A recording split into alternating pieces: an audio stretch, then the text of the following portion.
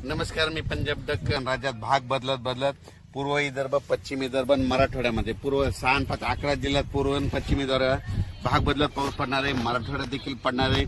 सांगायचं झालं तर हा पाऊस बीड जिल्ह्यात देखील आहे, लातूर जिल्ह्यात देखील पडणार आहे, धाराशिव देखील जिल्ह्यात पडणार आहे, परभणी जिल्ह्यात देखील आहे, हिंगोलीकडे देखील आहे, म्हणून हा अंदाज आहे.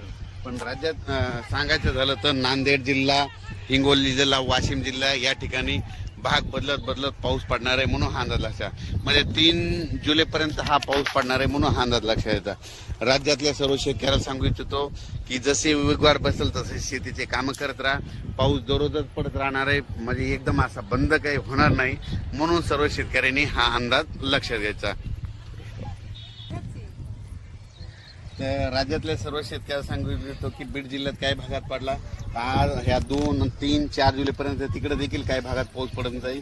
त्याच्यानंतर नगर जिल्ह्यात देखील आज बऱ्याच ठिकाणी पाऊस पडत जाईल. म्हणजे सांगायचं झालं तर पाऊस दररोजच वेगवेगळ्या भागात पडणार आहे, सर्वदूर असं सगळीकडे सारखा पडणार नाही, भाग बदलत पडणार आहे, म्हणून हा अंदाज लक्षात घ्यायचा. आणि त्याच्यानंतर 5, 6 जुलै 7 आणि 8च्या दरम्यान एकदा पावसाचं वातावरण राहणार आहे. पण सगळ्यात वरून राज्याची कृपा फक्त विदर्भावर जास्त, म्हणजे विदर्भात 6 5 11 जिल्ह्यामध्ये मात्र तिकडल्या भागामध्ये चांगला पाऊस पडणार आहे. म्हणजे हे सांगायचं झालं तर. आणि आपल्या मराठवाड्यामध्ये काय होणार की दररोज वेगवेगळ्या भागात दररोज भाग बदलत पडणार आहे, कोणाचं पीक काही जाणार नाही, म्हणून हा अंदाज लक्षात घ्यायचा.